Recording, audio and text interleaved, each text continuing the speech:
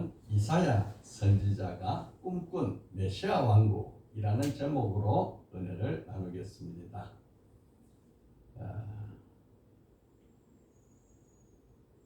하나님은 영이시고 또 성령은 꿈꾸게 하는 영입니다.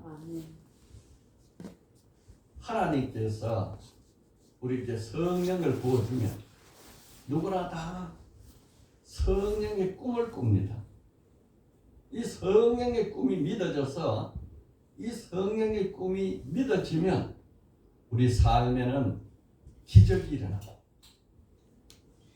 하나님은 기적을 주시는 분이 아니에요. 뭘 주세요?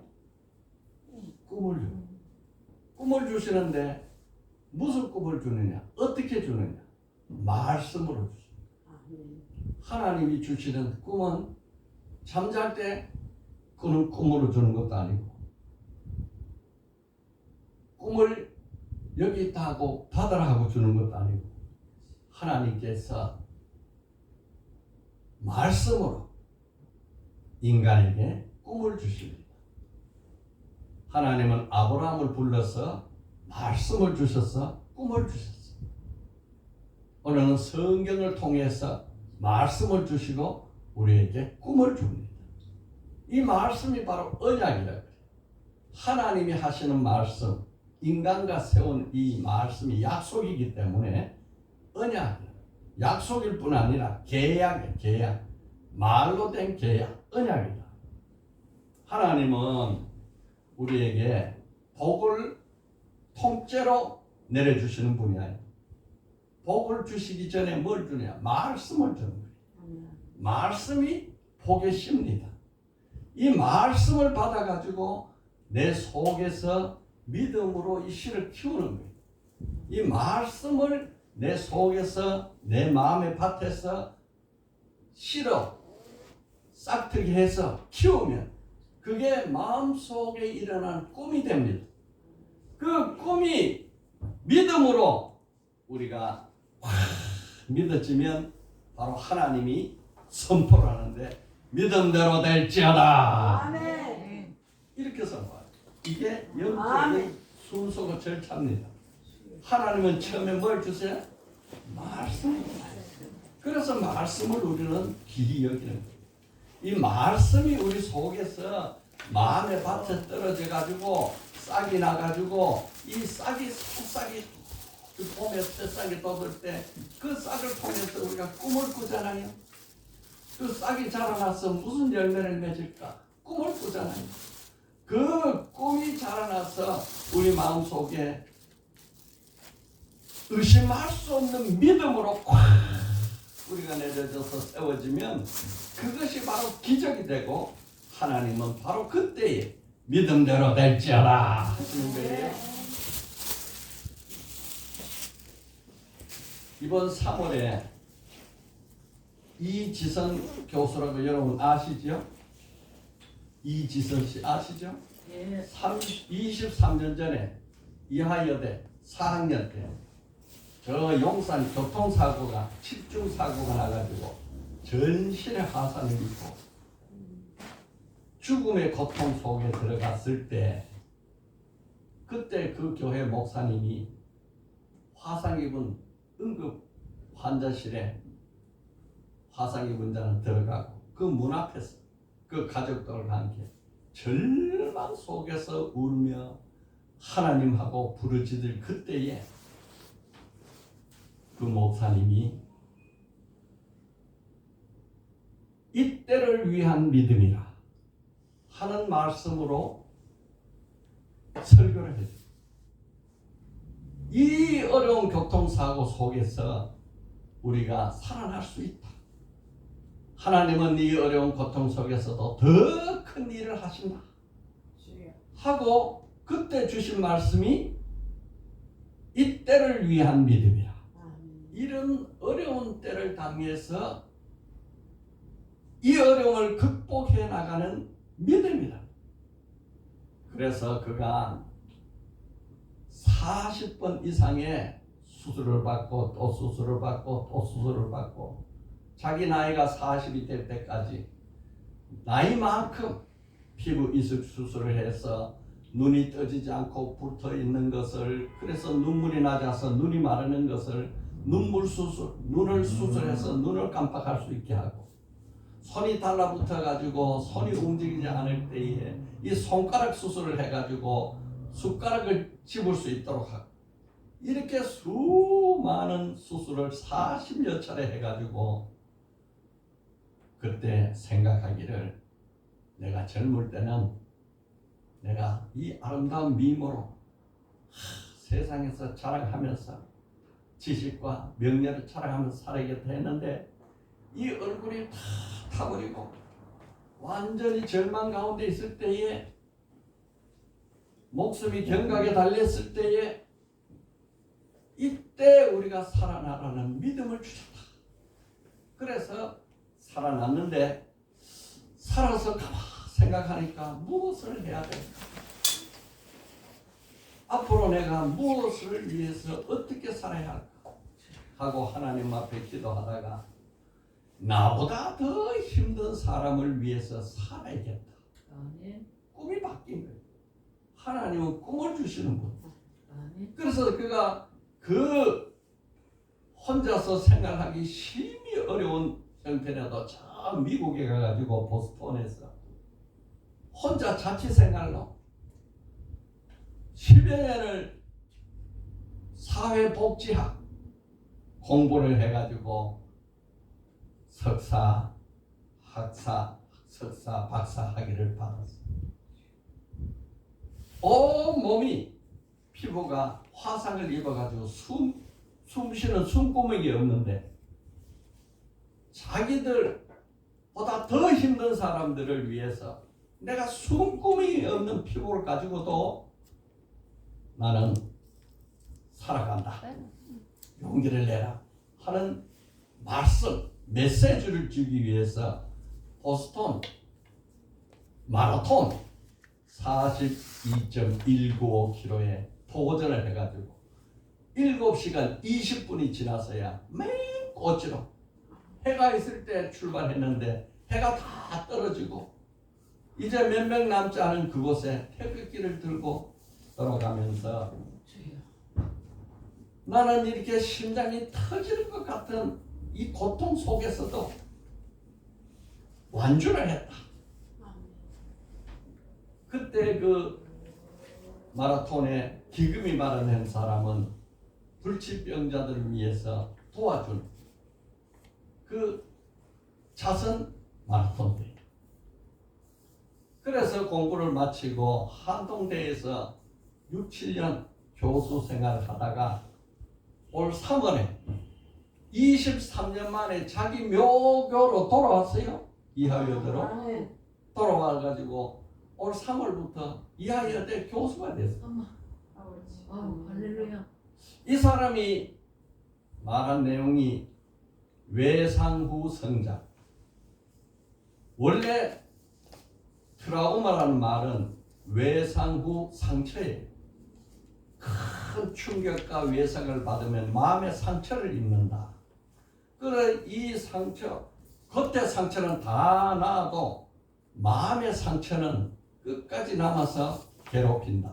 트라우마, 그런 뜻인데, 이 사람은 큰 상처 후에 하나님이 돌보심이 있어서 그 어려움을 통해서 성장한다. 그래서 트라우마를 외상 후 성장으로 바꿔버렸어요.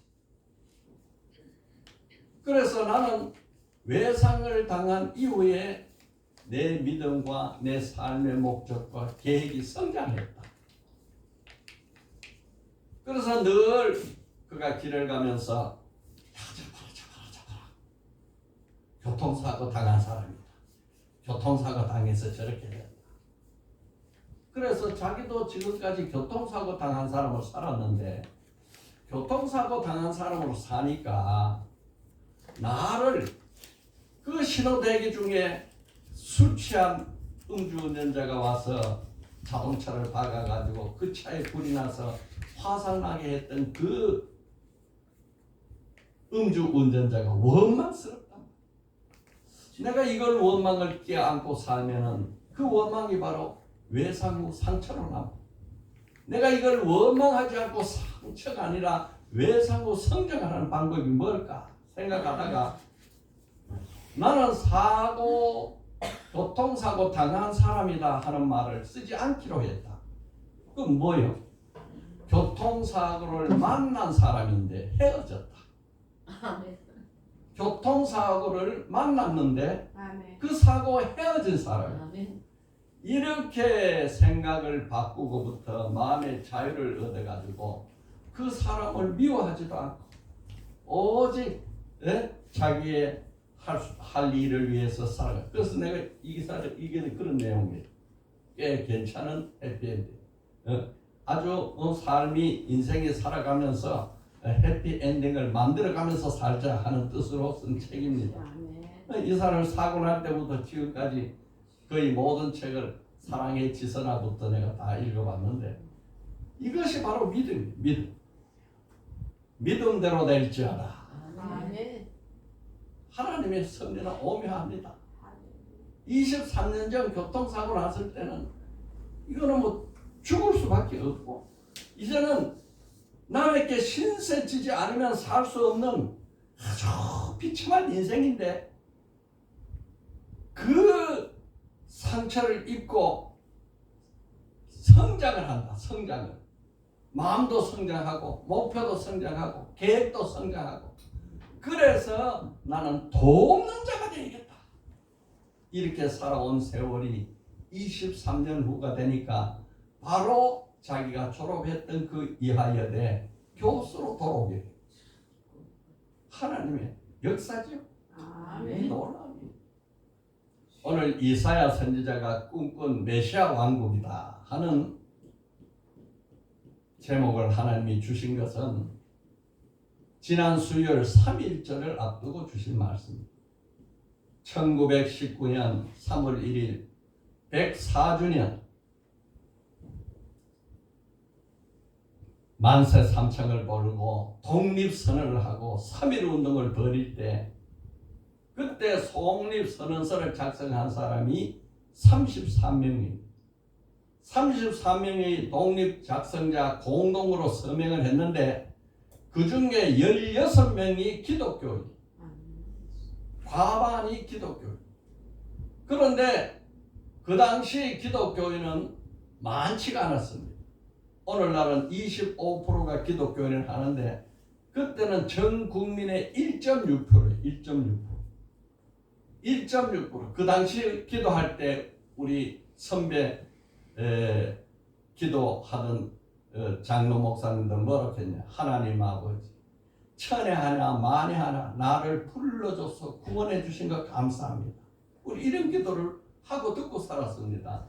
1000명 하나 만명 하나 1.6%니까 그 3.1 운동이 일어난 그 일은 그 강압으로 인해서 맨손으로 태극기만 들고 흔들었으니까 그 일로 인해서 총칼 앞에 무산됐지만은 바로 그 힘이 남아 있어서 4개월 후에 상해 임시정부가 세워졌습니다. 그때에 대표적인 인물이 우리가 잘 아는 유관순 누나예요. 이분은 그때도 누나고 지금도 누나예요. 그러니까 유관순 열사. 열사란 말은 맨손으로 나라를 위해서 목숨을 바쳤다. 열사. 의사란 말은 안중근 의사. 무기를 들고 저항해서 싸우다가 나라를 위해서 죽었다. 의사. 유관순은 무기 아니고 맨손으로 자기의 몸은 온 몸으로 저항을 해서 모든 고통을 몸으로 겪으면서 저항했다. 열사. 그때 나이가 이하여고 다닐 때인데 17살. 17살 그 젊은 나이에 서대문 감옥소에서 지독한 고문을 당했는지 절대로 항복 안 하는 거예요. 절대로 항복 안 하니까 칼로 귀를 다 잘랐어요. 기가 막힙니다. 벤치로 손톱을 다 뽑아버렸어요. 그래도 한국 안. 조그마한 사각 개짝 같은 데다가 못을 양사방에 썽썽 박아놓고 그 안에다가 사람을 잡아넣어가지고 3일을 고문을 했는데 그래도 항복 안 했어요. 일본 사람들이 하도 가니까 자기들도 이거는 부끄러운 일이다 해서 숨기는 고문이 있는데 그 숨기는 고문이 뭐냐, 큰 독에다가 수많은 미꾸라지를 넣어놓고 그 안에다가 알몸으로 17살 처녀를 그 안에다가 넣어. 이렇게 지독한 고문 속에서도 항복한, 오직 그가 하는 말은 이 나라를 위해서 바칠 목숨이 오직 하나인 것밖에 없는 것이 이 소녀에게는 유일한 슬픔이다.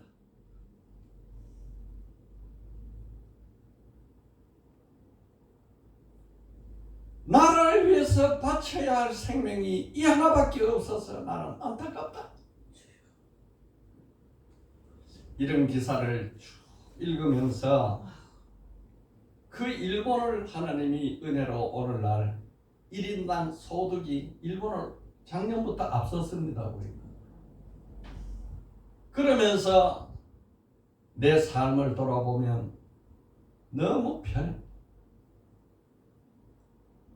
야, 유가순 누나, 그 고통으로 나에게 이 평안을 줬구나.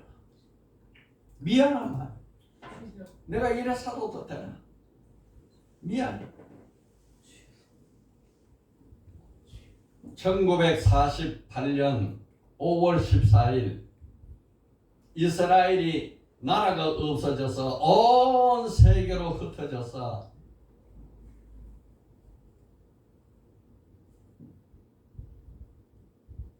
방황하고 사는 그때에 디아포라 흩어져 사는데 디아스포라. 그래서 다시 하나님의 은혜로 2000년 만에 나라를 세우면서 했던 그 총리의 유명한 말, 용서하자. 그러나 과거를 잊지는 말자. 여러분, 오늘 우리도 이런 어려운 것을 가지고 있죠. 아직도 일본하고 풀리지 않는 문제가 있어요. 그러나 용서해야 새로운 시작을 할 수 있으니까 용서하자. 그리고 잊지는 말자. 그리고 새로 시작하자. 이것이 오늘 우리나라에 가야 할 길입니다. 이사야 선지는 그 이름 자체가 여호와는 구원이시다 하는 이름이에요. 여호와는 구원이시다. 이사야 선지는 왕족입니다. 당시 자기 왕이 사천형이었어요. 그래서 이 궁중 문화와 궁중 학문을 다 배웠기 때문에 구약 성경 중에서 가장 수려하고 아름다운 글이 바로 이사야서입니다. 이 이사야 선지자는 남유대 왕국의 10대 왕 우시아로부터 시작해서 4대 왕 요담, 아하스아 왕, 히스기야 왕, 므낫세 왕, 죽은 것부터 5대 왕에 거쳐서 선지자 이 역할을 한 60년 동안 하나님의 말씀을 선포한 위대한 선지자입니다. 이 선지자는 구약 성경 중에서 가장 긴 선지서를 남겨놨어요.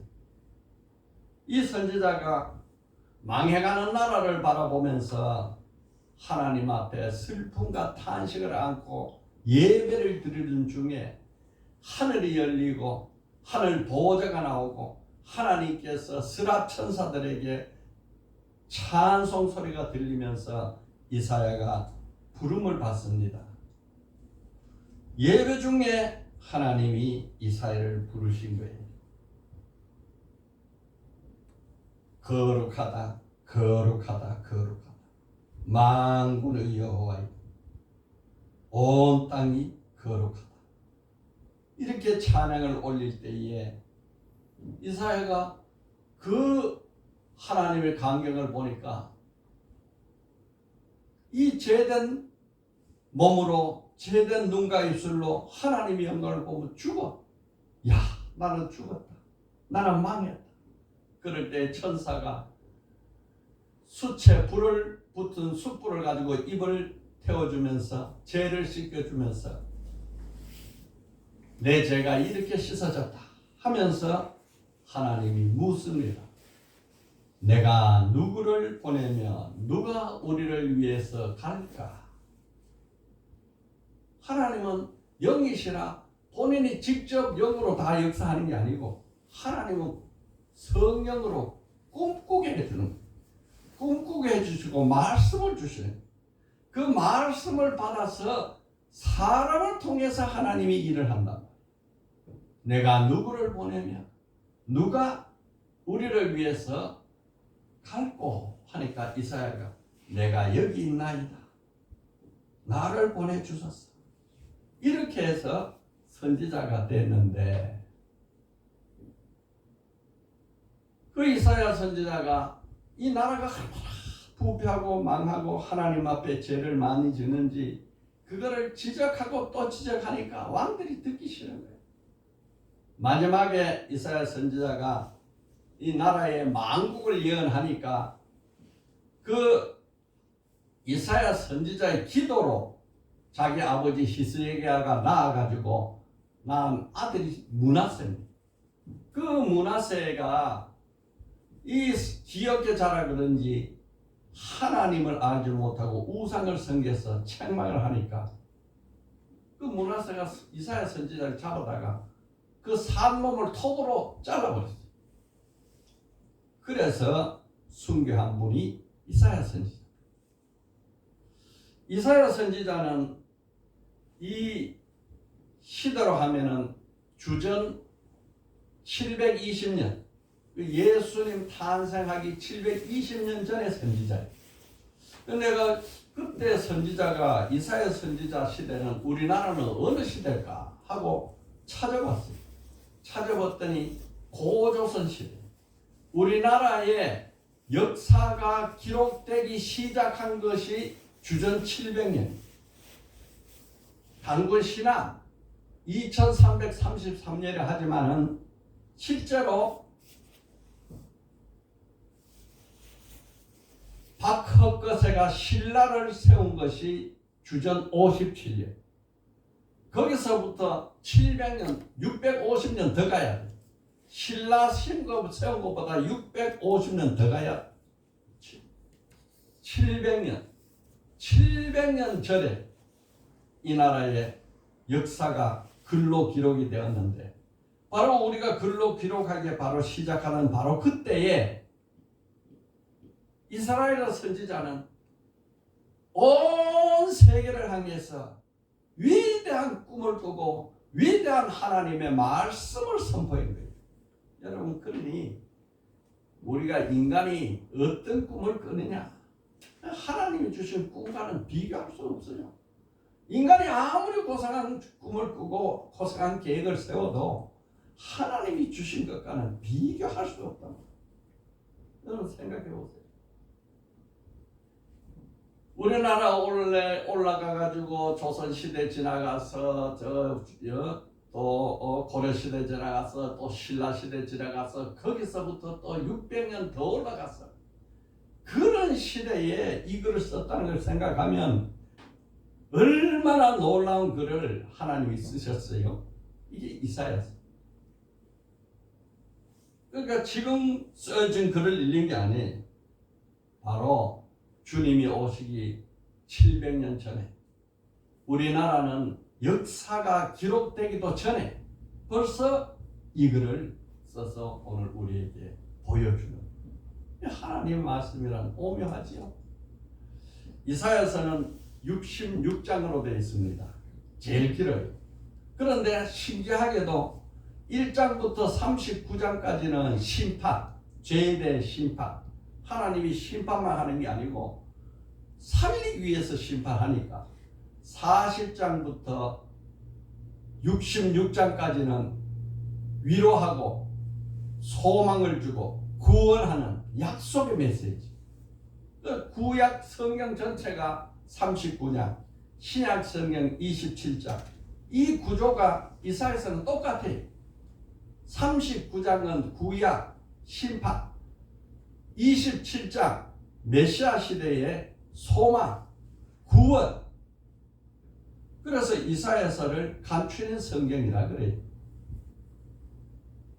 그 구원의 메시지, 그것이 바로 예수 그리스도 메시아 왕국에 대한 메시지.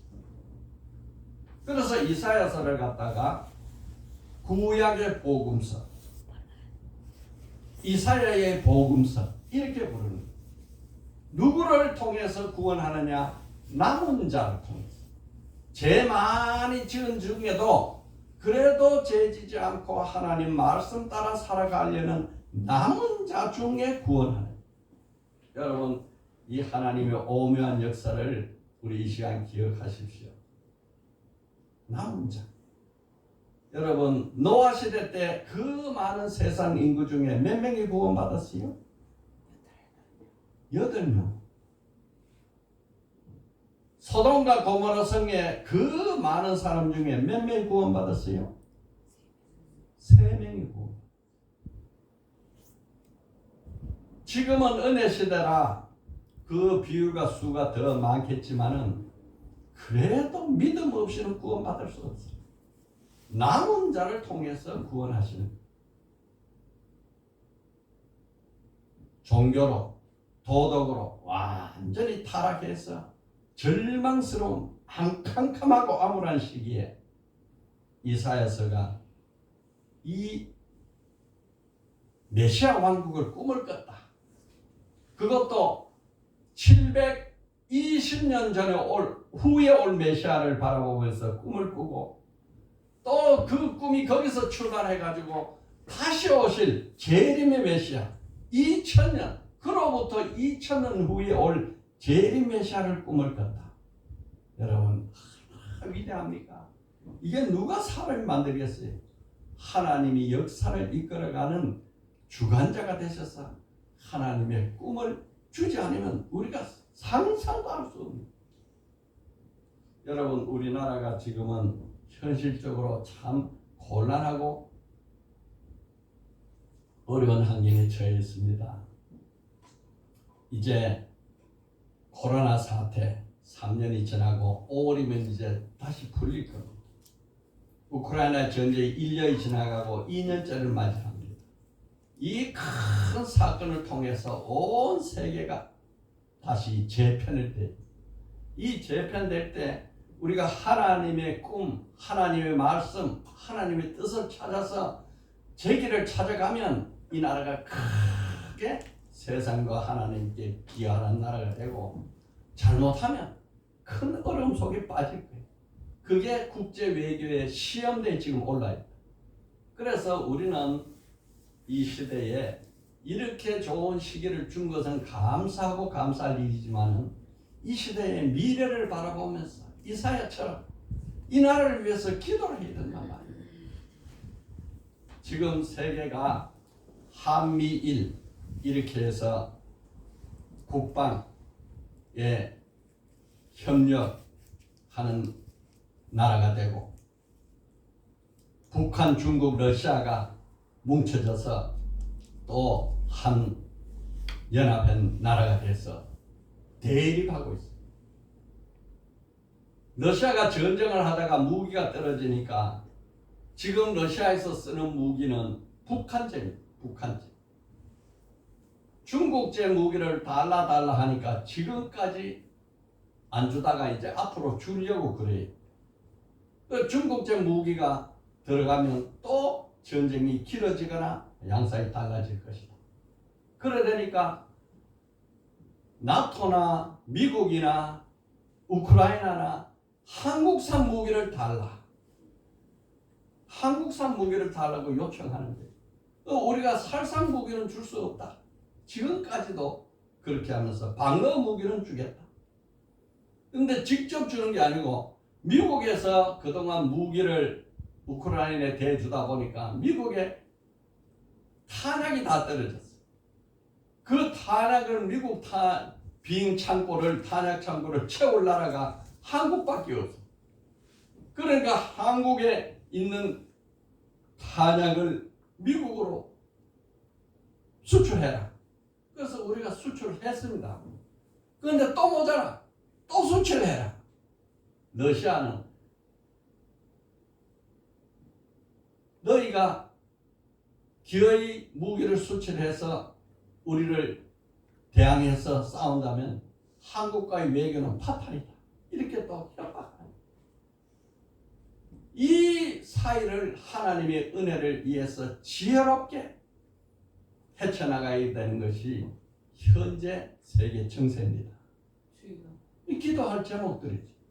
내 병도 중요하고 내 살림도 중요하지만 이 국가의 흐름 전체를 놓고 메시아를 꿈꾸는 이사야처럼 오늘 우리는 이 시대의 흐름 속에서 우리의 기도가 하나님 앞에 바르게 올라가야 하나님이 그들을 통해서 역사하는 거예요.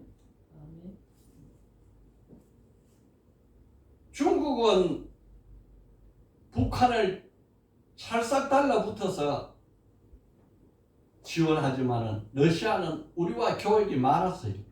우리와 교역이 많았기 때문에 만약에 우리가 통일을 원한다 하면은 중국은 절대적으로 반대하겠지만 러시아는 반대할까 말까 할 정도의 수준으로 와 있는 상태입니다. 현재 러시아의 도움은 받을 수가 있습니다.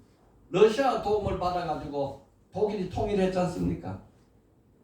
그런데 이제 이 시기에 무기 전쟁이 어떻게 가느냐 하는 것이 중요합니다. 윤 대통령의 3.1절의 메시지는 그것입니다. 자유와 평화와 번영을 향해서 나가자. 과거를 잊어버리고 이제 자유와 평화와 번영을 향해서 나가자. 이 말 속에 숨겨져 있는 이야기들은 다음 주에 또 설명을 드릴 겁니다. 이스라엘이 철천지 원수가 아랍이 이스라엘을 무너뜨려서 없앴죠. 그 나라를 거부할 때 가장 방해한 게 아랍이죠. 지금도 아랍과 대치해서 싸우잖아요. 그런데 이스라엘이 용서하자. 그러나 잊지는 말자. 이 말에 따라서 이 사우디아라비아 또 오만하고 서로 비행기가 왕래하는 길을 열었습니다. 도하에서 하죠. 우리나라가 박정희 대통령이 서독 가서 경제 원조 차관을 부탁할 때 서독 수상이 일본과 외교 정상을 하세요. 그때 박정희 대통령이 정신을 바짝 차리면서 울다가 아니 우리의 원수 일본과 어떻게 외교 정상하고 화해한단 말이요. 그랬더니 그때 서독 총리가 하는 말이 이 프랑스하고 독일은 30번 전쟁했다. 30번. 프랑스 나폴레옹 시대 때부터 30번 쳐들어왔다. 그럼에도 불구하고 우리는 프랑스와 국교를 정상해서 서로 돕고 산다. 그래서 돌아오는 길에 이 박정희 대통령이 한일 국교 정상을 해야겠다 해서 시작한 것이 그 당시에 국교 정상과 외교 회담이었습니다. 여러분 우리는 용서해야 합니다. 그러나 잊지 말아야 합니다. 그리고 우리는 하나님의 은혜를 받아야 돼요. 자, 이사야가 꿈꾼 메시아 왕국의 첫째 시작. 이사야는 우상을 섬기는 백성에게 하나님의 탄식을 전했다. 이사야가 이 말씀 전할 때 눈물이 나고 얼마나 탄식하는지 이사야서 1장 2절 3절은 이렇게 시작합니다. 하늘이여 들으라, 땅이여 귀를 기울이라. 여호와께서 말씀하시기를 내가 자식을 양육하였거늘 그들이 나를 거역하였도다. 소는 임자를 잃고 나귀는 주인의 구의를 알건만은 이스라엘은 알지 못하고 나의 백성은 깨닫지 못하는도다. 이스라엘 백성들이 그렇게 하나님의 사랑을 받고도 자기를 사랑하시고 세우신 하나님을 알지 못해가지고 이 나귀보다 못해, 소보다 못한 짐승 같은 인간이 되었단 말이에요. 여기에 남은 자를 택해서 내가 이스라엘 백성들의 남은 자를 택해서 메시아 왕국을 건설하겠다 하는 것이 이사야서의 핵심입니다. 둘째, 이사야서는 뭐라 그래요? 이사야는 절망 속에서 메시아 왕국을 꿈꾸며 예언한다. 다시 한번 시작. 이사야는 절망 속에서 메시아 왕국을 꿈꾸며 예언한다. 이사야에서의 최고 하이라이트는 마지막 66장, 65장 이 두 장이 나옵니다. 66장, 65장 1절 읽어봅시다. 보라, 내가 새하늘과 새 땅을 창조하니 이전 것은 기억되거나 생각나지 아니할 것이라.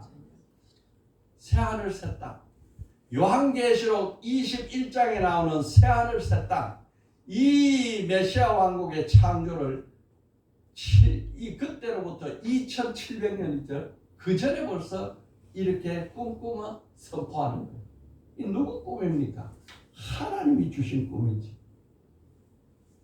이사야는 지금부터 720년 지나면 메시아가 올 것이고 그 메시아가 와서 복음을 전하고 2000년이 지나서 다시 오실 메시아가 재림한다면 새하늘과 새 땅을 이룰 것이다.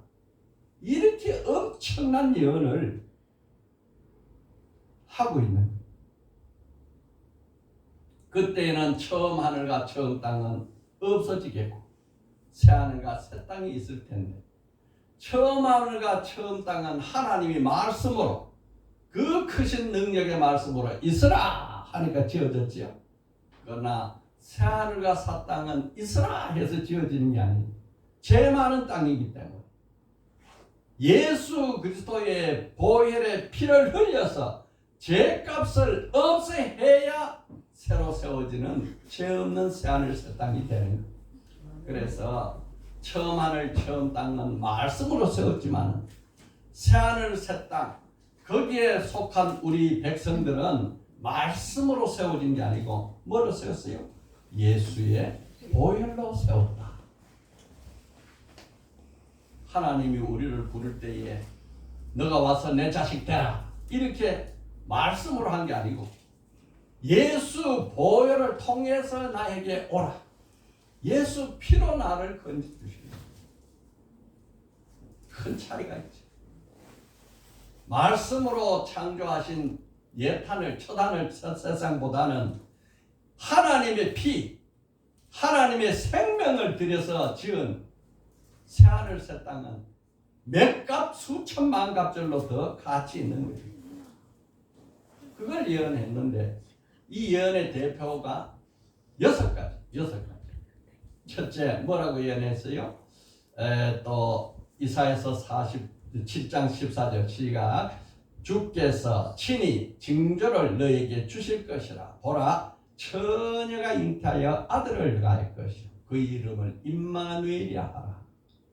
처녀 잉태를 예언한 것으로부터 시작합니다.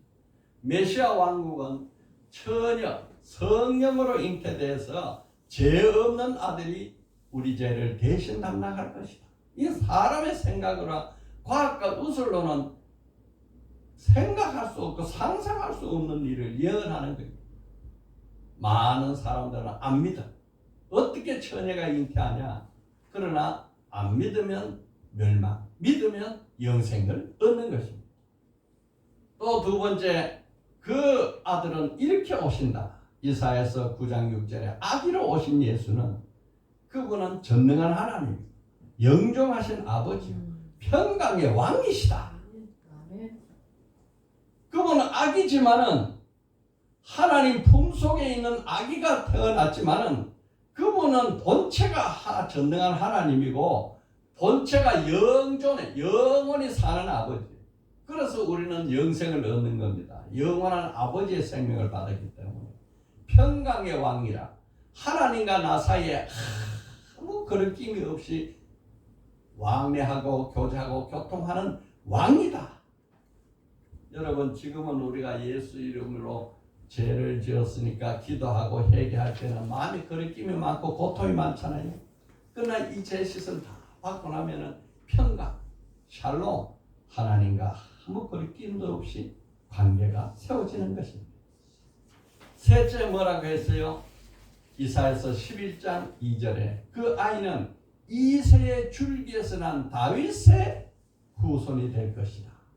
그 다윗의 후손은 아브라함의 자손. 이렇게 해서 메시아는 그냥 하늘에 뚝 떨어진 게 아니고 모든 하나님의 약속의 인류 역사 아브라함 때부터 쭉 약속했던 그 혈통을 통해서 다윗의 후손으로 올 것이다. 이사야서 11장 1절 2절 읽어봅시다.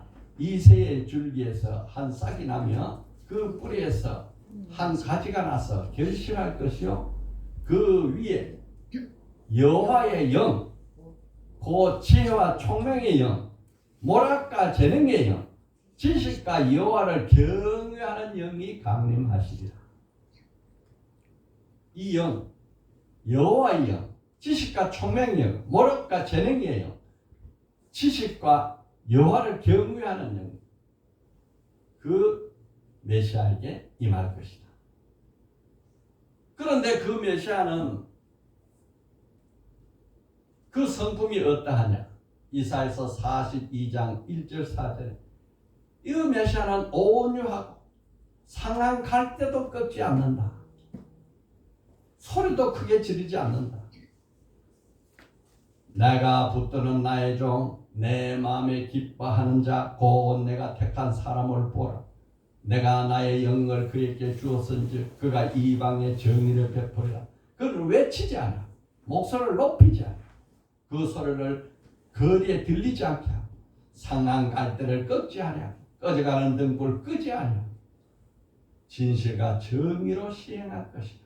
얼마나 온유한 분이로 오신 것입니다. 온유하고 자비로운 분. 그 메시아가 오셔서 모든 사람과 싸워서 피 흘리고 전쟁해서 우리를 구원한 게 아니고 자기의 피를 흘려서 죽어서 우리를 구원한다. 이 기맥힌 사건이죠. 이사야서 53장 5절요. 우리 다 같이요. 그가 찔림은 우리의 허물 때문이요. 그가 상함은 우리의 죄악 때문이요. 그가 징계를 받음으로 우리가 평화를 누리고 그가 채찍에 맞음으로 우리는 나음을 받았도다. 우리는 다 양 같아서 그릇 행하여 각기 제 길로 갔거늘 여호와께서는 우리 모두 죄악을 그에게 담당시키셨도다. 예수님이 내 죄도 가져가시고 내 병도 가져가시고 내 가난도 가져가시고 내 슬픔도 가져가시고 나에게 나쁜 거 다 저주는 다 가져가시고 그가 십자가에서 다 피 흘려 죽으시고 너에게 좋은 것으로만 다 새롭게 채워주는 거예요.